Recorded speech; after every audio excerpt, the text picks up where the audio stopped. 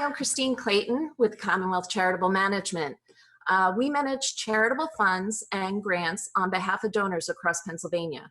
We're a grant maker working with targeted recipients to ensure that the charitable grants that donors are making are having the valuable impact that they want. We use multiple vehicles to ensure that the donors are able to respond consistently and quickly to needs within their communities. We're working with individuals and companies that want to contribute to the greater good, whether that requires long-term planning with a fund or immediate relief during a crisis. We're able to provide that service. For example, one of our newest funds, the Susquehanna County Coronavirus Assistance Fund, is to address needs within the community, such as rent, utility, food assistance for individuals. We're also working with nonprofits in the area to administer a new fund that has an expanded focus that includes the needs of small businesses.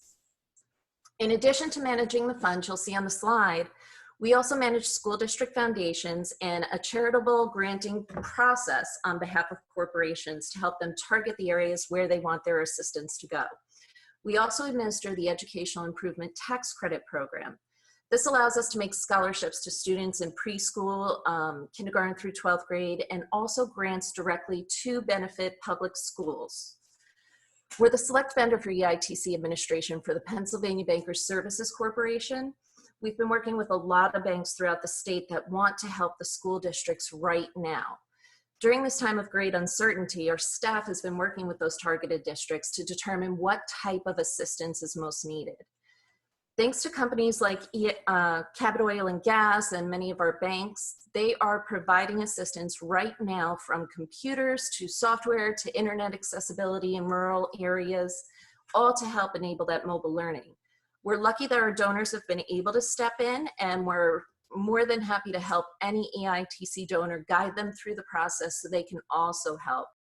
So if I could, Cristine, if you could help a little bit with the understanding of how you've been more flexible this year with your EITC and EIO dollars to ensure that schools across the Commonwealth are getting the needs they need right now. EITC, as you know, is the Educational Improvement Tax Credit Program, and typically many organizations that work with EITC are funding programs they run all year long. We as Commonwealth Charitable Management hold funding and work on behalf of the donor when the school district needs it. So I have funding that was maybe set aside for next school year that the districts really need now.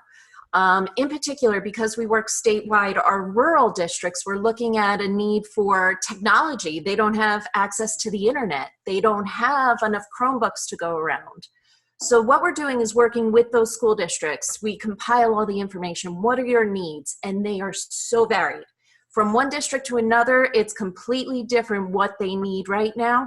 So we're able to compile the information and work with our donors that have funding on hand right now. But I don't think that's all it's going to be is right now. Those districts are going to continue to need support into next school year. So we're working with them on plans to be able to support them so that they can close out this school year, but also plan for next one. And again, from your standpoint, Cristine, you've seen the opportunity to be able to sort of hold dollars, yet then look at new needs. So one of the pieces that I would, again, suggest to companies out there is learn more about the EITC program. You know, Gene Brady can help us a lot when it comes to the Neighborhood Assistance Program. These are tax credit programs that the Commonwealth of Pennsylvania has put into place. But again, Cristine, I think from what I've seen with you guys, with partnering with the banks, you're really helping really bridge that gap of what companies have and how you can get it best dispersed into the community. So as I wrap up with yourself, is there anything else you're thinking that the audience needs to be thinking about from your standpoint, whether it's education or partnering with a charitable foundation? I think both looking at the education improvement program that we utilize to support the public school districts, one of the most important things, of course, is getting more funding. We're the largest EIO organization, but there just isn't very much to go around. In addition to that, Direct charitable contributions. Somebody mentioned a community foundation. That's a fantastic option. They are very informed as far as what's going on in their community. And many times, like with our foundation, you can direct your contributions. If you care about education, if you know there's domestic violence issues, work with a foundation, anybody that's doing a potential match, and I think you'll get the most bang for your buck.